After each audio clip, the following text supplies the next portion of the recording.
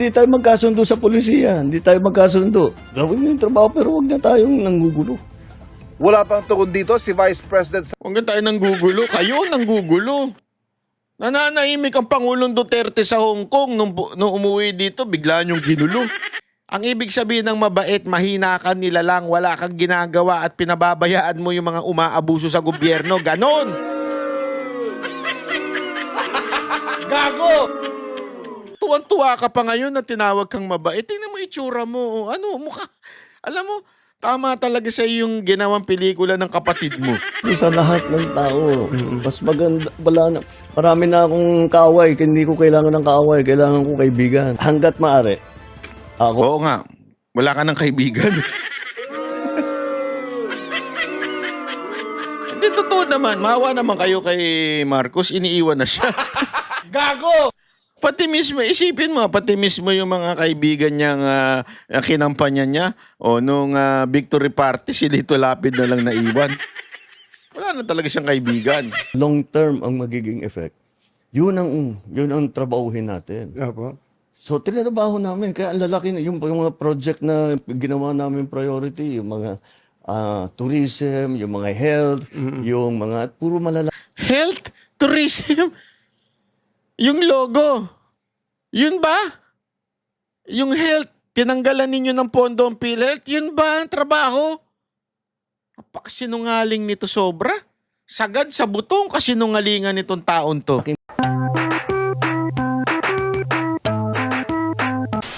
Yung impeachment, nasa Senado na yan.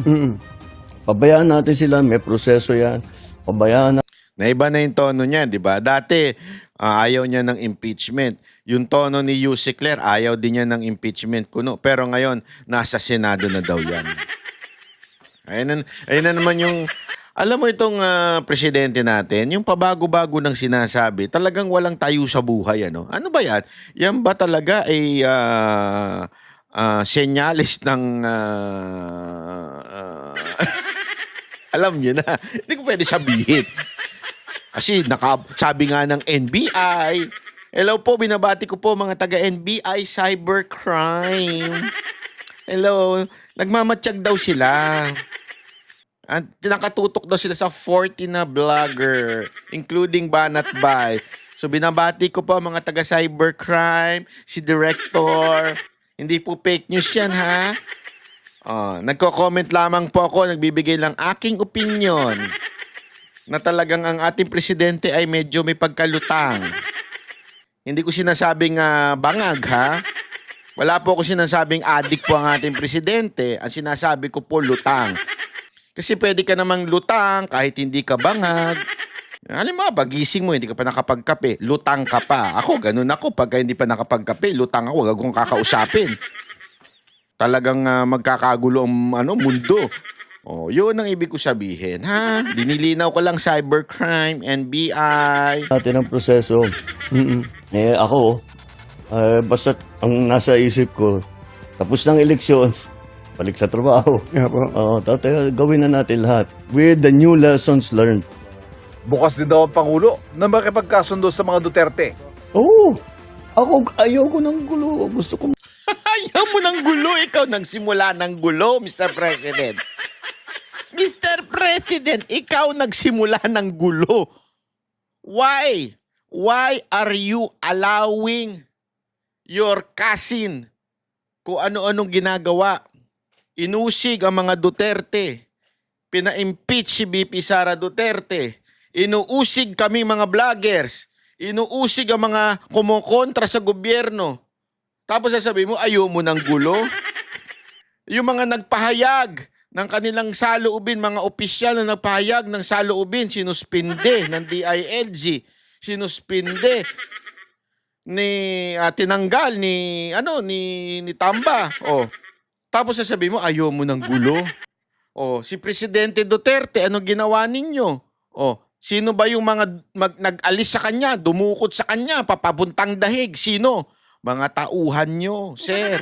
Hindi ho tauhan ng Kamara yun, hindi ho tauhan ng Senado yun. Tauhan nyo yun, sir. Tapos sasabihin ninyo, ayaw nyo ng gulo? porket natalo na kayo sa eleksyon, porket ngayon nanganganib na yung inyong ratings dumadaos-dos, talagang pailalim. Biglang, ayoko ng gulo. Tingnan mo yung tsura niya, oh. Tingnan mo, oh, kaawa-awa. Oh, wawa, presidente, wawa. Oh, kawawa naman yung presidente. Kung talagang ayaw mo ng gulo, eto ako, gusto mo talaga ng share-share. Ako, meron nga akong komento, meron akong 3 sinadjust kung ayaw mo ng gulo talaga, kung ayaw mo ng, kasi yan sinasabi mo gulo, yung term, di ba?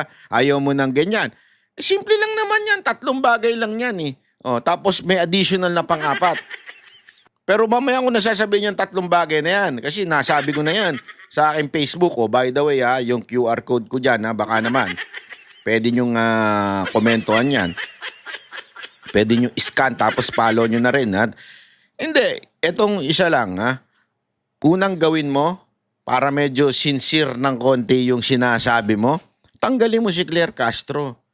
Kasi yung babae na yan, paatake ng paatake sa mga Duterte. Di ba? Tanggalin mo yan. Yan ang unang hakbang na kung gusto mo talaga ng tawag doon ng kapayapaan with the Dutertes, di ba? Tanggalin mo yung si Claire Castro. Ano yan parang hindi alam niyo ba? Kasi naalala ko lang uli to si Claire Castro. Nakita ko na naman nagbablog ng kung ano-ano. Naalala ko nung panahon ni Mocha, pinupunan ng mga media yan, mga putang inang to mga media na ito. Ito to kayong mga hindot na mga animal, na mga bayarang, biased with ED na media. Dati galit na galit kayo kay Mocha nung nagbablog siya. At ang binablog niya ay yung ginagawa ni PRRD. Nagagalit kayo. Sasabihin nyo, akala ko ba official na siya, hindi na siya dapat nagbablog. Ganyan-ganyan kayo nun. Pero ang talagang dahilan kung bakit kayo nagagalit nun, kasi nauunahan kayo ng labas ni Mocha. Siyempre, content yun.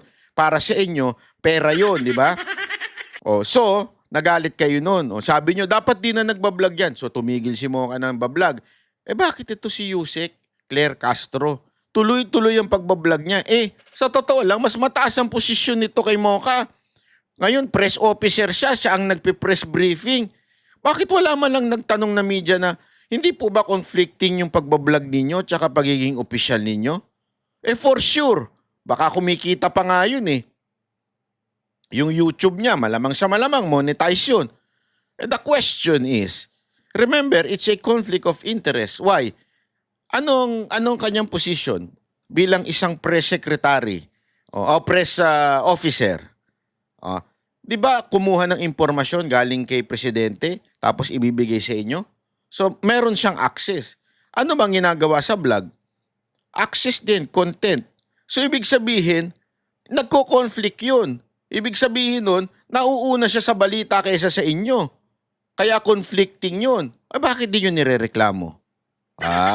Alam ko na kasi mga putang inang bayaran kayo. Makasundo sa lahat ng tao. Mas maganda, marami na akong kaaway, hindi ko kailangan ng kaaway, kailangan ko kaibigan. Hanggat maaari. Oo nga, wala ka ng kaibigan. Hindi, totoo naman, maawa naman kayo kay Marcos, iniiwan na siya. Gago!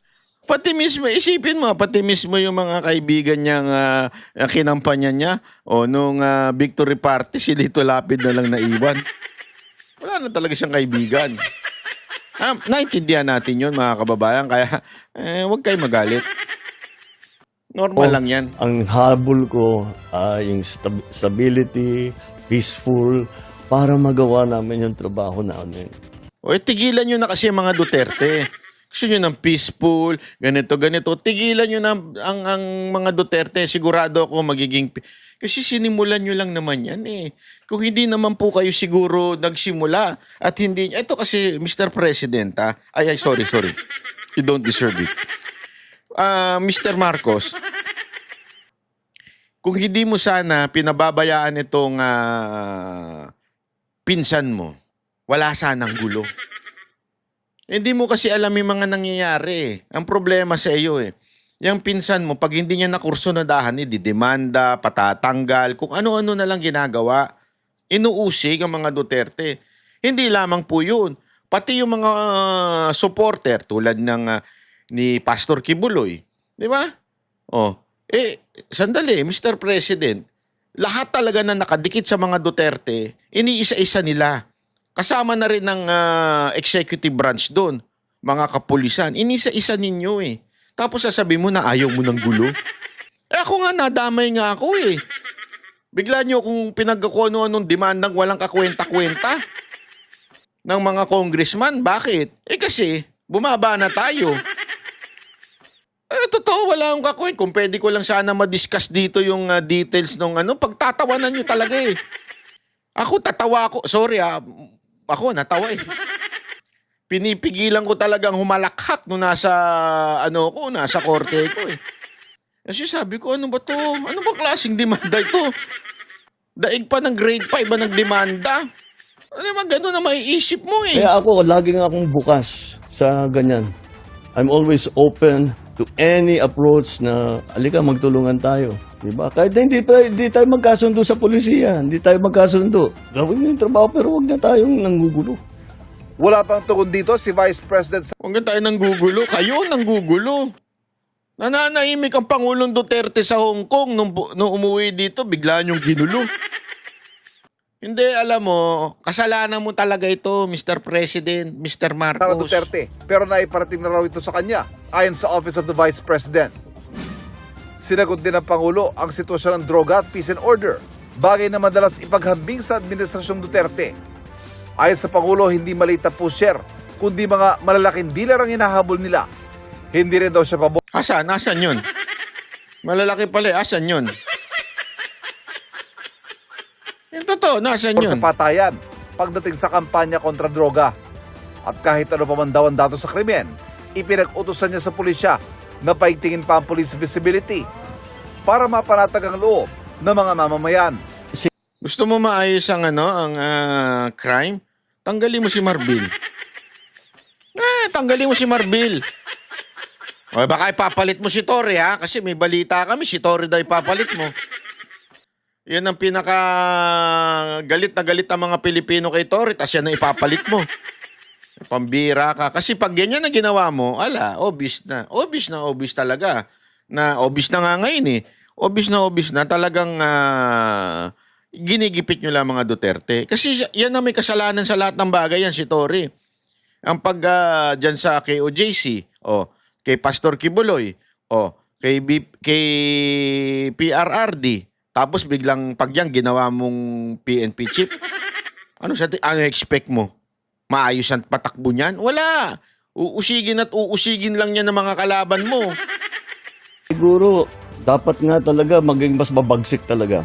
Dahil wala kailangan talagang maging mas efficient ang mas mabilis. I want to be respected but maybe fear is better. Aminado naman ng Pangulo na hindi na Wala mag-respect sa'yo at saka wala rin matatakot sa'yo. Akala mo matatakot mo? Ay sus, hindi. kuha ng kanyang mga kandidato sa alyansa ang resultang naisana nila nitong nagdaang eleksyon. Nagsawa na ang Pilipino sa politika. Sawan-sawa na sa politika. Disappointed ang tao sa service. Hindi. Sawa lang sa inyo. Hindi ho sa politika. Kasi you cannot remove politics sa ating bansa. Ang politika per se is not bad. Why? Lahat ng nakaupo dyan, politiko eh. It's not bad. It's the way you handle it. It's the way you... Kasi halimbawa, PRRD is also a politician. Pero anong ginawa niya? Nung siya'y naupo, inayaan niya yung kritisismo ni Robredo. Ano pa ginawa niya? Pinaayos niya yung airport ng Bicol na sobrang ganda na daw ngayon. Yun ang una niyang ginawa. Ibig sabihin, even if siya isang politician, hindi niya pinoliticize yung kanyang trabaho. Hindi sawa ang Pilipino sa politika, sawa lang sa inyo. Kasi kayo namulitika. Yan ang ginawa ninyo. Basta kalaban ninyo, basta nakadikit yan sa mga Duterte, kailangan yan mawasak ang imahe, perception. Kung yung iba pa nga natatanggal sa kanilang posisyon, basta Duterte ka. Ito na naman, ginawa ng bata mo si Comelec chairman. Yung dalawang party list. Oh, di ba? Porket hindi pumirma sa impeachment. Oh, sabihin na nating wala kang utos doon. Okay, sige. Pero sino nag-utos doon? Hindi yun isolated case o hindi yun kakaiba o hindi yun normal. Yun po'y kakaiba. Ang dami-daming disqualification yan eh. Yun nga lang bata mo si Erwin Tulfo. Mamaya papakita natin. Di ba? Ang dami-daming disqualification yan. Mamaya panoorin ninyo na itong si Erwin Tulfo ay sabi ng isang general ay isa palang sundalo ng Amerika. Naku po, patay tayo dyan. Gago! Erwin Tulfo, doon ka na sa Amerika. Servisyo ng gobyerno. Hindi nila nararamdaman at masyadong mabagal ang galaw na Buti alam mo na mabagal talaga. Buti alam mo. Nakakahiya ito, no? Hindi, nakakahiya ito, no? Mantakin mo. Ikaw yung presidente pero alam mo na talagang mabagal. Tama mali. Ikaw ang presidente pero alam mong mabagal ang gobyerno. 3 taon na, sir. Ngayon mo lang na-realize. Hindi.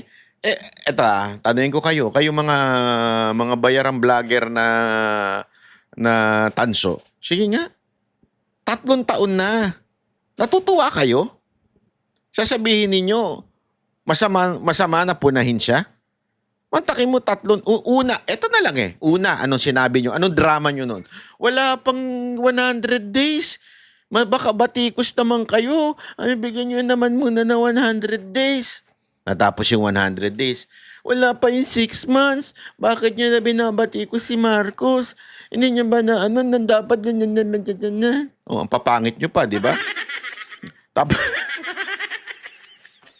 oh, ano pa, after nun, wala pang 1 taon, binabatikos nyo na. Ano naman yan. Ang dami-dami namang ginaman niya ni Marcos, tingnan mo nga. At wala naman siyang pangakong 20 pesos na bigas. Hindi, lalong-lalo na yung si Sangkay. Papansin yung animal na yun eh. Maya't maya ako ang ang content nitong ang animal na to. O kesyo ano daw? Ano ba yun? Basta, yung sa 20 pesos na bigas, kung ano-ano daw. Hoy, bago ka magsalita tungkol sa 20 pesos na bigas, ilabas mo muna yung Talano Gold na ginawa mong content noon. Tapos dinilit mo na lang nung pinuna kita. Huwag ka munang magsalita hanggang hindi lumalabas yung Talano Gold na yan. Alam mo, nung una nagbago ka na, nag-iba ka na ng content tungkol na sa mga extraterrestrial, ewan ko sa'yo. Tapos bumalik ka na naman dito kay Marcos. Bakit? Naayos na ba negosasyon nyo? Kaya ka bumalik? Kung bumalik ka na, asa na yung Talano Gold? Yung ginawa mong content nun.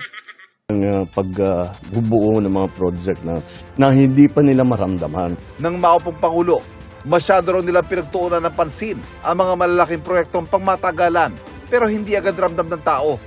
Tulad ng pangako niyang 20 pesos kada kilong bigas na inabot ng 3 taon bago na isa katuparan. Pagsiguro ng Pangulo, nakikinig ang Administrasyong Marcos sa hinaingang pangangailangan ng mga Pilipino Parang at hinahanapan daw nila ng solusyon ang mga ito. Para sa GMA Integrated News, ako si Ivan Mayrina, ang inyong Hinahanapan daw ng solusyon? 3 taon na kayo naghahanap ng solusyon. Ano nangyari, Mr. President? Ganyan ho ba talaga kayo kahina? Abay, tama pala talaga yung sinabi ni PRRD. Mahina talaga kayong nilalang, ano? Kasi pambihira naman, oo.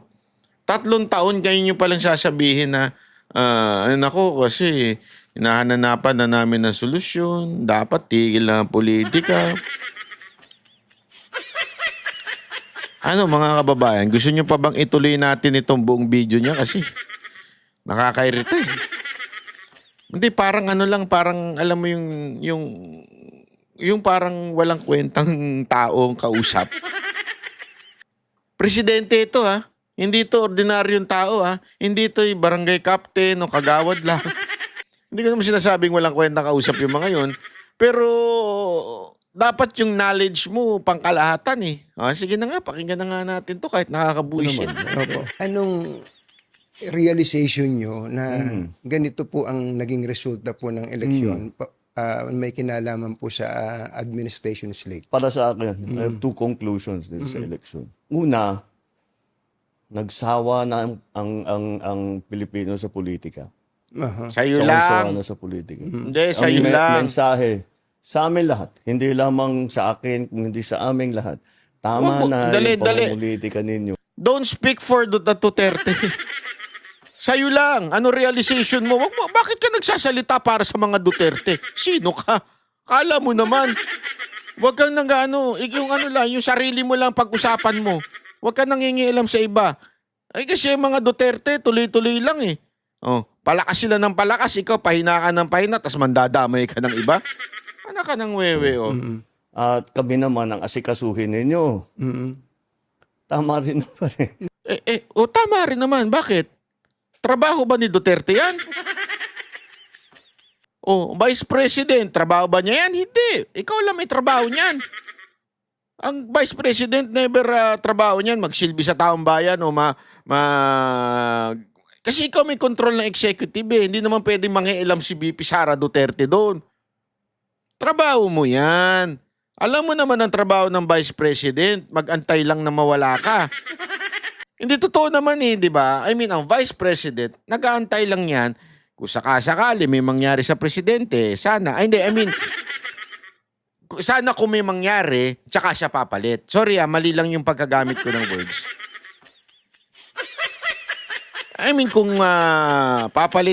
Kung may nangyari, siya ang papalit. Yun lang naman, pangkalahatang trabaho ng Vice Presidente hindi lamang kay Marcos ito Pangkalahatan ng trabaho ng Vice President, pag nawala ang Presidente, pagka baldado ang Presidente, kung ano man ang nangyari sa Presidente, papalit ang Vice President. That's the only job of the Vice President. Nothing else, nothing more.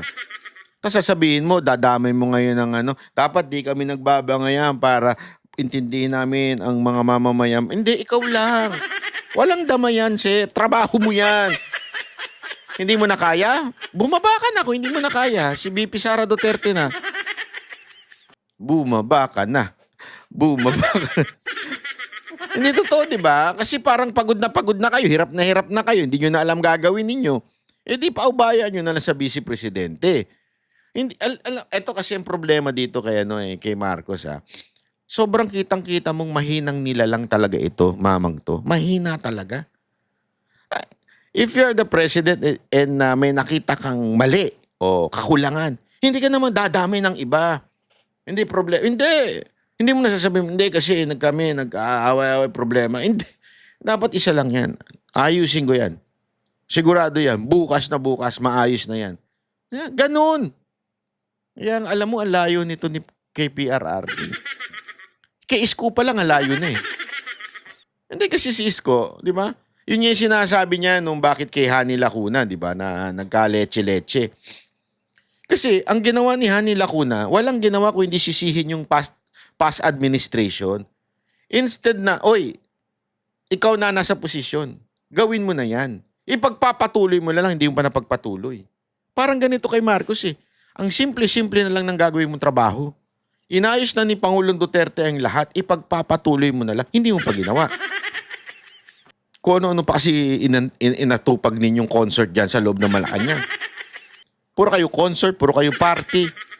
Talagang hindi nyo maayos ang trabaho ninyo. Tas gayon, mangdadamay ka ng iba. Hindi, kasi nagkakaroon kami ng politika, kaya nag-aaway-aaway. Lahat kami dito aayusin. Ikaw lang ang mag-ayos. Ikaw ang magulo. Sa totoo lang, ikaw lang ang magulo. If you're a strong leader, lahat ng nasa baba mo, gagalaw. Ang problema, hindi naman ikaw ang strong leader eh. Halatang merong kang ibang nagdidesisyon. Mismong kapatid mo na nga nagsabi na si Amy, sinasabi niyang mahina ka nila lang. Ayaw lang na niyan diretsuhin. sinasabi niya ang nagpapatakbo ng gobyerno is ang Romualdez Araneta. Simple na lang yun eh. Ibig sabihin wala kang kwenta. Ibig sabihin mahina ka nila lang. Ibig sabihin wala. Echos ka, ganun. Anak ka ng wewe, oo. Yan naman talaga ang dapat natin ginagawa. Kaya mabuti. O, tapos na yung eleksyon. Tama na yung politika. Tama na yung politika. Magtrabaho. Ikaw, tumama ka na. Maggawin na natin lahat ng kailangan gawin. So nagsawa ang tao. Ano po yung pangalawa? Na Yung sabi niyo, pangalawa, conclusion? disappointed ang tao sa serbisyo ng gobyerno. Hindi nila nararamdaman at masyadong mabagal ang galaw ng pagbubuo ng mga project na hindi pa nila maramdaman. Inamin niya Alam ko talaga ang anak nangyari ng dyan. wedding. Dahil nung bago akong upo, sabi ko ayokong mangyari na business as usual. Opo. Dahil walang mangyayari sa Pilipinas. Hanggang doon na lang tayo. Hindi tayo aalsa. Sabi ko, kailangan natin baguhin ito. Kaya tinignan ko yung malalaking mahihirap na proyekto na long-term ang magiging effect. Yun ang trabahuhin natin. Opo. So, tinatrabaho namin. Kaya ang lalaki, yung mga project na ginawa namin priority, yung mga tourism, yung mga health, yung mga, puro malalaki. Health, tourism, yung logo. Yun ba? Yung health, tinanggalan ninyo ng pondo ang PhilHealth, yun ba ang trabaho? Napakasinungaling nito sobra. Sagad sa butong kasinungalingan nitong taon to. Malaking proyekto. Ang problema sa malalaking proyekto, di ba, transportation, Medyo matagal eh. matagal talaga. Matagal yan. Kahit na super efficient, walang problema, tama, hindi nagka-problema. Matagal talaga yan. Opo. Isipin mo, yung subway, huhukayin mo yung para makadaan yung tren. Matagal yun, matatapos yan. Tapos na ako, matagal na akong tapos. Opo. Pero sa So, hindi mo na gagawin. Kasi nga, hindi makikredit sa'yo. Anak ka ng wedding talaga, oo. Anak ng wedding. Bakit? Hindi pa pwede. Alam mo ba, tayo na lang ang walang ganyang klaseng mga trend-trend? Wala nga tayong bullet train eh. Alam mo yung ibang mga karatig ano natin? Wag na nating banggitin ng Japan. Wag na nating banggitin ng Hong Kong. Yung mga Singapore, Malaysia, Thailand, pati Indonesia. Actually, ngayon ko lang nalaman recently sa Indonesia. Sabi ko, napakagrabe naman. Kawawa na talaga tayo. Sobrang iwan na tayo. Tapos eto ka, sasabihin mo, wag na natin ano yan kasi matatapos ako na hindi matatapos yan. Anak ng wedding talaga ito. Wala ako masabi dito. The best president ka talaga. Ay, totoo. Wala ka talaga. Wala kang kwentang presidente. sabi ko, kailangan magagawa natin ito. Kasi kung hindi natin gawin, paano na? Hanggang dito na lang tayo. Kailangan gumawa tayo ng bago. Ang nasa isip ko, may magandang kasabihan, if not us, who? If not now, when? Kailangan gawin na natin. Opo. Ngunit, ito talagang na-realize ko, na hindi natin nabigyan ng sapat ng atensyon yung mas maliit na bagay. Yung para maging masagbaginhawa ang pang-araw-araw ng buhay ng tao. Yung pila sa tren, yung traffic, yung mga ganyang klase. Para naman mas maginhawa ang buhay ng tao. Kasi iniisip ko, hindi, pag pinaganda natin yan, gaganda rin. Opo. Anong gagawin natin ngayon habang inaantay immediate, na? Hindi, anong gagawin natin ngayon?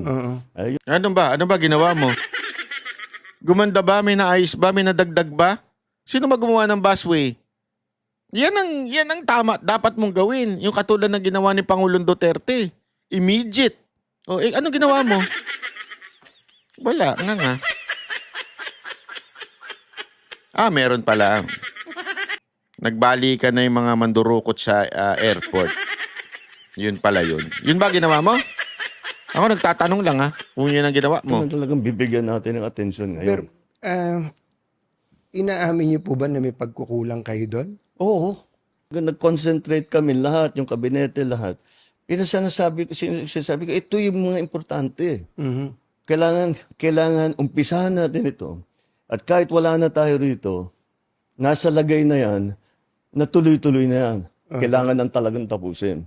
Yun ang talagang iniisip ko. Hanggang ngayon po ba, meron pa rin kayong countdown ng natitirang mga araw niyo sa Malacanang? Araw-araw. Pumapatak yung Yung metro. Yung metro. Oo. Anong nararamdaman niyo kapag pagtingin, 1,130 plus days na ganun. lang? Ano po ang nararamdaman? Hirap na hirap si Katon Ying, oh. Alam mo, I can relate to you. Hirap na hirap kang ibenta yung presidente mo, no? Sakit sa bangs niyan. Wala ka ma-example. Naman yung pagkagano. Ganon din, mula nung umpisa, kailangan natin madaliin to. Ba't ang bagal? Ba't wala pa? Bakit hindi pa magawa? Opo. Binibiro ko nga yung mga mayayaman kong kaibigan, yung mga malalaking taipan. Sabi ko, naiingit ako sa inyo dahil kahit napakalaki ng korporasyon ninyo, nahawak ninyo, pagka inutos ng CEO, ng boss, tapos na. Opo. Pagka ako nag-utos, marami pa akong kukumbinsin. Ang hina, ampot. Alam mo, eto Marcos, kung sino man na nag-advise sa'yo na gumawa ka ng ganyang vlog, sisantihin mo na. Mas lalo mong nilalaglag yung sarili mo. Mantakin mo, sabihin mo yan. Sabihin mo sa taong bayan na habang ang nainggit ako dun sa mga private na kaibigan ko, mga tay ko na once inutos nila, sumusunod lahat hanggang baba. Pero ako, kailangan kong kumbinsin lahat. Para mo sinabing wala kang kwenta. Para mo sinabing hindi ko kaya. Ang Pangulong Duterte pag nagsalita, pag sinabi kong stop it, walang yak kayo. O, di ba? Pag ako, gusto ko, siguraduhin ninyo. Oh, ganun ang Presidente Duterte. Ikaw, kulang na lang umiyak ka, magbakaawa ka sa mga sekretary mo. Parang awa nyo na, sundin nyo ko, please. Please. Remulla, parang awa mo na, sundin mo na ako. Nagmumukha na akong tanga. Please. Huwag naman ganyan. Para ka hindi presidente umasal. Dito sa gobyerno, pagka meron ka naisip na bagong initiative, bagong idea, siyempre ilalapit mo dun sa rank and file, di ba? Apo. Para implement ninyo ito. Naku, ang sagot laging bumabalik. Ay sir, hindi pwede yan. Baka makuha kami, Totoo rin naman. Apo. Dahil patong-patong ang mga batas natin eh. Kung minsan, contradictory, lahat ng tao masyadong maingat. Opo. Which is okay na maging maingat. It is okay na magkaroon ng checks and balances. Pero wag naman maging paralysis doon sa bureaucracy. Nararamdaman ko po sa inyo yung frustration nyo, no? Na may gusto kayong gawin pero hindi nyo magawa. Pasensya na uli kayo, tatanungin ko lang itong tanong na to. Masyado raw kasi kayong mabait. Marami nagsasabi sa akin yan. Oo. Anong gagawin ko? Maging masamang tao. Hindi ganun, Mr. President. Sakit mo talaga. Gusto ko nang iumpog tong ulo ko. Alam mo kung bakit nila sinasabing sobrang mong bait? Ibig sabihin, yung mga taong nasa paligid mo, nag-aabuso na, wala kayong ginagawa. Ang ibig sabihin po, sa madaling salita, masyado kayong mahina. Hindi yung mabait na masamang tao o mabait. Hindi yun. Kaya kayo sinasabihan na mabait kasi wala kayong kwenta. Halimbawa,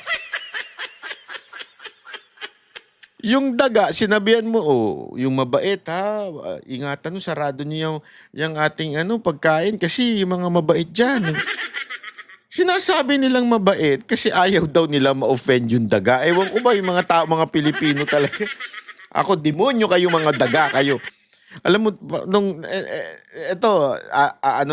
kwento ko lang nung ako po ay nakatira pa sa mansion. Mansion talaga. Hindi, nung nakatira pa ako dun sa aking pamilya, Yung nanay ko lagi sinasabi, ingatan, lagyan nyo ng ano to, para yung mabait, hindi kagatin yung mga ano nyo, mga damit nyo. Tapos sasagot ko naman sa kanya, anong mabait? Yung mabait, kasi tinan nyo, inaano yung mga pagkain natin. Sasabihin ko sa nanay ko, hindi mabait yan, demonyo yan. Kinangat-ngat nga yung mga damit ko. Sasabihin niyo, shh, ingay. Shh, mabait. Pag narinig ka niya, mas lalo kang gagantihan niya. Yung daga, narinig ako. Sabi ko, hindi, mga demonyo yan, mga animal yan, mga ginaganon ko talaga eh. Ayun, kinabukasan, kinagat nga. Hindi, biro lang. Naintindihan niyo ibig ko sabihin? Bakit sinasabi yon ng ibang tao yung mabait? It's not to offend eh. Diba? That's the purpose. I mean, exaggerated na yung sa daga. Diba? Sinasabi kang mabait para hindi ka i-offend na masyado ka naman mabait. Hindi. Ibig sabihin nun, pabaya ka. Ibig sabihin, mahina ka nila lang. Pag sinabihan ka ng kaibigan mo na masyado ka kasing mabait na boss kaya tuloy nagiging abusado yung mga nasa baba mo. Ano gusto mo, maging masama ako?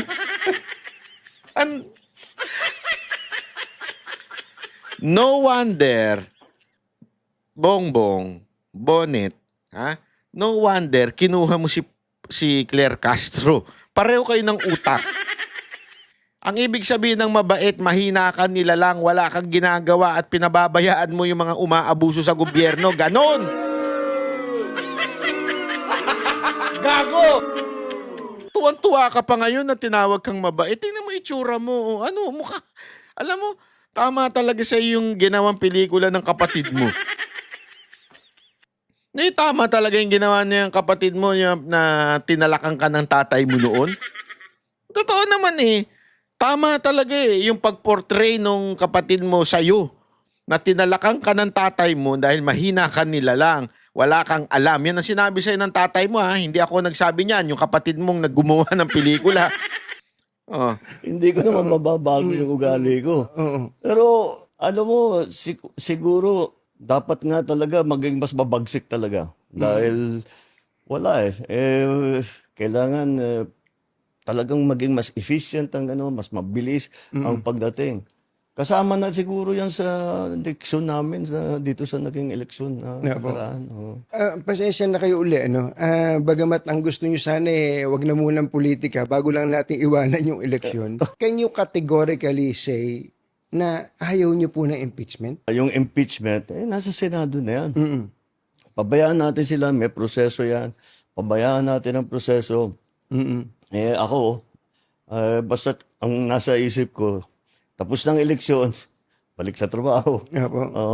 Gawin na natin lahat. With the new lessons learned. Papasok na po kayo sa second half, kumbaga sa basketball. Papasok ko na sa second half. Binabagit nyo kanina yung mga kailangan ng tao, yung agad-agad.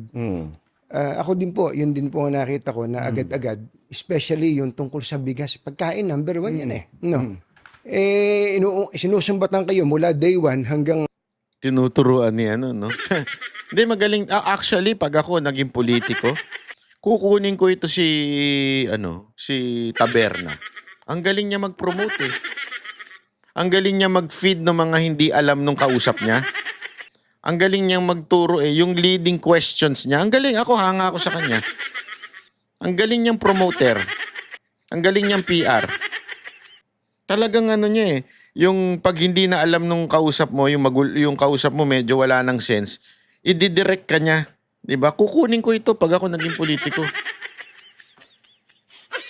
Galing hanggang sa kamakailan lang, yung 20 pesos na bigas. Okay, tatanungin ko po kayo, nilaunch niyo po yung 20 pesos na bigas bago mag-eleksyon. At ang sinasabi na iba, hindi sustainable yan. Patsi-patsi lang yan. Hindi maitutuloy ng gobyerno yan. Unang tanong ko po, ba't ba ngayon nyo lang ginawa yon? At pangalawa, hanggang kailan ba to? Baka nga patsi-patsi lang po ito. Sige. Ang tanong, bakit ngayon lang? Bakit ngayon lang? Kung kaya nyo palang gawin, ba't di nyo ginawa nung 2022 o nung 2023? Dahil hindi namin, nung 2022, 2023, 2000, hindi pa namin kayang gawin. Bakit? Ang key dyan, yung production. Opo. Kaya panayang patayo namin ng irrigation, ang dami naming dam na ginawa, ang dami na naming pinamigay na makinarya. 2023, ang ani ng palay sa Pilipinas, pinakamataas sa kasaysayan ng Pilipinas. Nalampasan pa yun noong 2024. Kaya sa production, dahan-dahan, inaalalay natin. Bakit ngayon lang na tayo nagbibigay ng tulong sa produksyon? Opo. Ewan ko sa'yo. Dahil ang Pilipinas, ang mga opisyal na spoiled. Basta't import lang ng import. Tapos, yung importation niyan, illegal and legal. Opo. Ang katotohanan, ang nakita namin, ang pang-control doon sa presyo ng bigas ay ang smuggled na bigas. Kaya nag-hoard. Opo. Yan. Ang una na, kung titignan ninyo, ang isa sa una namin ginawa, nag-raid kami ng mga warehouse. Etong pinakamalupit. Sinabi namin, ba't may ganito? At hindi na iniintindi, basta't puro ang import natin. Dahil ang nag-i-smuggle, mga official din ng gobyerno. Kumikita sila. Opo. O di bakit nila papalitan? Sige, pasok lang sila ng pasok. Hindi nila iniintindi ang production. Hindi nila iniintindi yung sistema.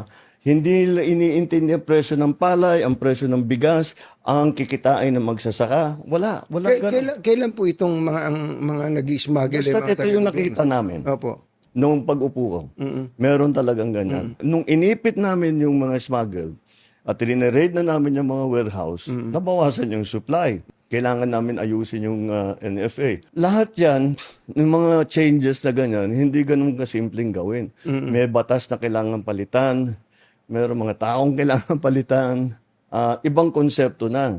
Sa madaling salita, kailangan pa namin ng mga 6 na taon para mapalitan. Tapos alam ko na yung sasabihin nito pagdating ng panahon na para magpatuloy ang pagbabago, para maayos at bumaba ang bigas, iboto niyo uli ako. Hindi pala pwede yun. Unless baguhin niyo. O kaya iboto ninyo itong pinsang ko. Malamang, ganun ang tono ninyo pagdating ng panahon. Di ba? Para lang ma-justify nyo na kailangan nyo pa ng isang continuity. Hindi nyo pwede kasi gamitin yung continuity dahil yan, ginamit mo na yan nun kay Duterte, continuity. Nag-continue ba? Hindi. Ang layo mo. So, ngayon lang namin nabuo lahat. Mr. President, ang isa pa pong importante sa tao, kalusugan, di po ba? Galing mag-bat ini no? Hindi, ang galing. Sa totoo lang, idol ko talaga to siya. Si Taberna. Hindi na masagot na maayos ni Marcos yung tungkol sa bigas eh. So, sinegue niya na. Ikat niya na kasi, sandali, baka mamaya madulas ka pa sa kung ano-ano. Kasi dito, sinasabi na ni Marcos yung tungkol sa bigas na ang may mga kasalanan, public official din. Yung mga nag-i-import daw, mga smuggler, mga public official din. Kung ikaw ay tunay, sorry, hindi naman pala tunay. Tunay naman pala to si... Kung ikaw ay hindi... Andali. Ayoko. Kung ikaw ay independent na reporter o kaya nagtatanong sa Pangulo, ang dapat mong sundan, Mr. President, anong ginagawa ninyo? Bakit inabot kayo ng 3 taon at hindi ninyo ipinakulong yung mga smuggler? Sabi mo, public official, ba't hindi mo kinundina, hindi mo tinanggal, hindi mo anong ginawa mo dito sa mga public official na sinasabi mo ay involved sa smuggling? Di ba? Kung ikaw ay isang independent na reporter or di kaya anchor, yun ang itatanong mo. Ipa-follow up question mo. Hindi. Ano tinanong niya? Sabi siguro ni Anthony Taberna. Sabi to. Baka palitan natin. O sige, PhilHealth. PhilHealth. Yung tungkol naman sa health. Ano maano nyo sa health? meron naman ng kung anong nahihingi ang mga tao. Pero pagpunta nyo sa ospital, lalo sa public hospital, ang hahaba pa rin ng pila. Yun ang problema. Hindi po ba ang haba ng pila? Tapos yung mga tao, parang hindi pa rin nila alam na meron palang mga Anthony Taberna, nalulunok mo na ganyan ang amo mo? Alam mo eh. Hindi ako sorry I'm a bit disappointed with people like this. Matalino sana to si Anthony Taberna. Ako, walang biro Lumaki ako sa 2x2. Alam niyo yung 2x2 na programa niya? Sa DCMM pa. Yung lumaki ako. Bata pa lang ako noon. Pinakikinggan ko na yan. Sa radyo pa lang, pinakikinggan ko na. Matalino itong maman to. Hindi ko maintindihan kung paano mo nalulunok na sumipsip dyan kay Marcos na alam mo na wala naman nagagawa sa Pilipinas. Hindi ako, nagtatanong lang ako, Anthony Taberna. This is a serious question. Paano mo nagagawang sumipsip dyan? Nasisira yung credibility mo, honestly. Sirang-sira. Kasi wala sigurong matinong media o matinong media personality na hindi alam na mahina talaga si Marcos.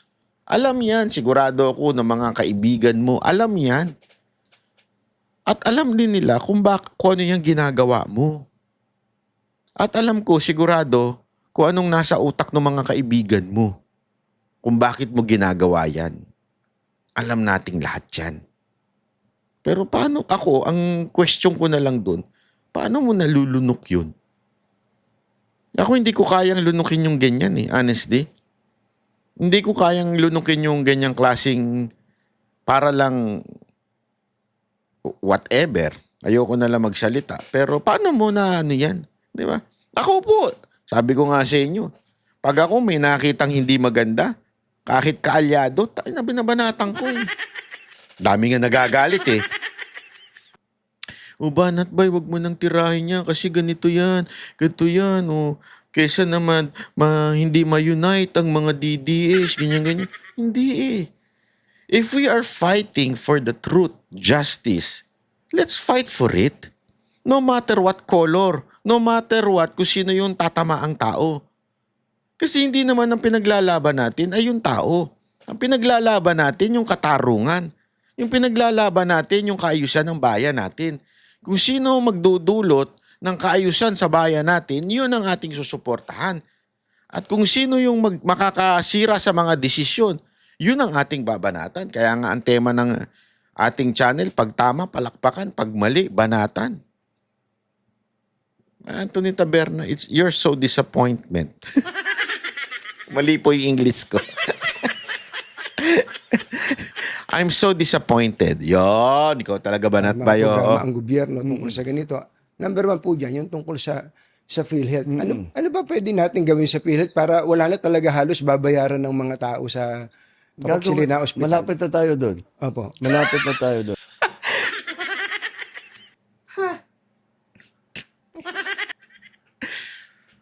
Grabe ang kapal ng mukha ng ating presidente. Kasi ang tanong ni Katon Ying, sabi niya, paano yung sana wala na tayong babayaran sa sa ating mga pagpapagamot. Sagot ba naman ni Marcos, malapit na tayo doon.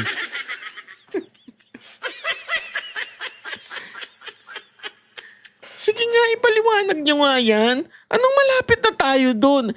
Mismo nga ang Supreme Court nakaranas, ilang % lang. Wala, I think less than, as far as I remember, less than 10% lang ang kinover daw ng PhilHealth. Nakalimutan ko na nga exact amount exact percentage Sobrang baba. Tapos sasabihin mo ngayon na malapit na tayo. Naglulukuhan na lang kayo Magtagay na kayo dyan ng alak. Kaya biso, mga ganun. Makalan, ganyan. Usapan lasing na yung ginagawa nyo. Nabanggit mo na rin, yung mga pila. Nakapunta na ako sa ospital, 200 ng taong nakahilera. Grabe, ano? Oo, dalawang oras bago nila maibigay yung papeles nila. Digitalization lang ang sagot dyan. Dahil pinaparami talaga natin ng member, pinaparami na talaga yung binibigyan ng benepisyo. Hindi na pwedeng kinakamay. Kailangan talaga nasa computer na. Opo. Kaya yun ang unang ginagawa nitong si Dr. Mercado na namumuno ng PhilHealth, ay inaayos niya na mabuti yun. Pangalawa, dumalaki ang benepisyo na binibigay ng PhilHealth mula noong 2022 at mas malaki na ang ibinabayad. Mas marami ng serbisyo. Nandungkot nga ako, may nakita akong survey. Opo. Tungkol sa PhilHealth. Sabi niya, sana yung presidente, ang PhilHealth ay tugunan na nila yung top 10 diseases or sicknesses in the country. Opo. Alam mo kung bakit ako nalungkot? Bakit po? Ginagawa na namin. Hindi lang alam ng tao. Yan ang sinabi mo. Opo, hindi na. Ginagawa na namin. Ginagawa na namin, hindi lang alam ng tao. Sino nakakaalam? Kayo lang. Sino nakakaramdam? Kayo lang din. Ibang level ito. Ibang level na bulahan to. Ay nako, dinaig nyo pa yung magjowang nagbobulahan ha. O kaya yung nanliligaw. Pero patuloy, kung titignan talaga, Sir pag-aralan. President, nasaan ho yung pagkukulang? Andyan na pala yung programa. Oh. Bakit hindi alam ng tao? Yun ang problema din. Siguro naging problema namin. Dahil yung tao, kasama na rin yata sa analysis dito sa eleksyon. Opo. Hindi alam ng tao yung ginagawa na. Opo. Nagugulat sila kung minsan pag sinasabi namin, eto pwede na kayo dito, meron kayong ganito, meron kayong pwedeng benepisyong ganito. Hindi nila alam na na pwede silang mag-claim ng ganon. Halimbawa, tinignan namin ng isang araw, dialysis. Sabi ko, ba't di natin pwedeng libre? Libre lahat. Kasi may binabayad pa yung nagda-dialysis eh. Tama po. Paano gagawin yan? So, tinitignan namin yung numero. Kung ano yung pondo ng PhilHealth para diyan, ano ba ang pwede nating ibigay? Sa cancer, milyon-milyon na ang binibigay nating tulong.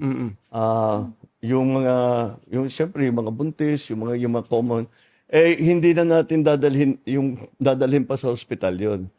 Kaya nagbukas tayo ng Bukas Centers. Ang Bukas Centers, yung bagong urgent care ambulatory services. Opo. Yun ang Bukas Center. 24/7 yan. Di nagsasara. At yan, yung mga simpleng bagay. Para hindi na kailangan pumunta sa malalaking ospital. Habang pinakikinggan ko po kayo, halimbawa, yung nabanggit niyo yung parang digital Grabe, no? Katang isip, Mr. President. Yung sinasabi mong yan. Hindi, kayo mga kababayan, nararamdaman nyo ba yan? Loko-lokohan na to. digitalization, para mabawasan ang pila. Ako meron pa po akong isang naisip, baka lang pwede nyo i-consider. Sige. Para matigil tong pila-pila na yan. Kasi nga, nakakalungkot na yung iba, ma-absent pa sa trabaho para lang makapila. Yung kamag-anak nila, pumipila. Meron po tayong PhilHealth. Meron tayong DOH. Nahihingan po ng tulong yan. May DSWD, pagka may sakit. May PCSO. At pagka nakachamba ka pa, merong guarantee letter pa yung congressman kaya halos wala nang binabayaran talaga. Kaya lang, 5 yung pipilahan mo. Oo nga. Pwede po bang magpatayo na kayo ng isang pipilahan na lang kung hindi man kailangan? Para diretso na po ang tao. Para tutulungan mo din lang yung tao, wag mo na silang pahirapan. Lahat yan, ang problema talaga. Di ba ginawa ni Pangulong Duterte yan? Katunying naman. Hindi mo alam. Yung sinasabi mo one-stop shop. Ayan yun eh. Pakinggan natin ha. Yung proposal ni Katunying. Pila na yan. Kasi nga, nakakalungkot na yung iba, ma-absent pa sa trabaho para lang makapila. Yung kamag-anak nila, pumipila. Meron po tayong PhilHealth. Meron tayong DOH. Nahihingan po ng tulong yan. May DSWD, pagka may sakit. May PCSO. At pagka nakachamba ka pa, merong guarantee letter pa yung congressman kaya halos wala nang binabayaran talaga. Kaya lang, 5 yung pipilahan mo. Oo nga. Pwede po bang magpatayo na kayo ng isang pipilahan na lang kung hindi man kailangan? Para diretso na po ang tao. Para tutulungan mo din lang yung tao, wag mo na silang pahirapan. Lahat yan, ang problema talaga. Mm-mm. Old style ang ginagawa eh. Grabe, no? Hindi niya alam na may ganun na. Nung panahon ni Pangulong Duterte, yan yung nga yung malasakit center eh. Andyan lahat eh, one-stop shop. Lahat ng hihingan mo nandun na. Ewan ko sa inyo. Ayoko na to. Parang tanga lang usapan na to. Sa totoo lang, parang tanga yung usapan. Nakakasira lang ng araw. Sorry pero mga kababayan, ano to, gaguhan? Ano ang usapang gaguhan?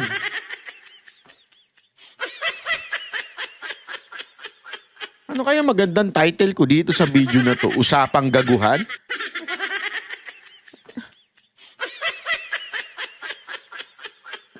Kung hindi nagawa na, yung hindi pa nagagawa, sasabihin nagawa na. Yung nagawa na, sasabihin hindi pa nagawa at siya ang gagawa. High blood ako, meron bang gamot dyan? Kapi ka kasi ng kapi, kaya tuloy na high blood ka na. Sobra naman kasi yan, Mr. Katodnik yan, tsaka Bongbong. Masyado, bagay talaga siya yung BBM, budol-budol man. Bagay sa kanya yung BBM, dapat talaga gawan siya ng uniforme. Uniforme ng hero, tapos nakalagay doon budol-budol man. Ang tindi ng pambubudol eh. Hindi ko talaga ma-get sa'yo, Marcos, kung ano nasa isip mo. Sino nagturo sa'yo niyan? Kasi hindi nakakadagdag points yan siya nagsasabi mo. Sa totoo lang, yung mga tinitingnan ko ngayon nagko-comment doon, pinagtatawa ng kape. Yung mga nagko-comment sa website, sa Facebook mo. Tapos kung meron man pumuri sa'yo, halata, pag tiningnan mo, sarado yung account, walang picture. Wala talaga kalokohan. Magising ka na. Sabi ko nga sa'yo, 3 bagay lang ang gawin mo. Yung una-una, extra lang yun yung sibakin mo si Claire Castro.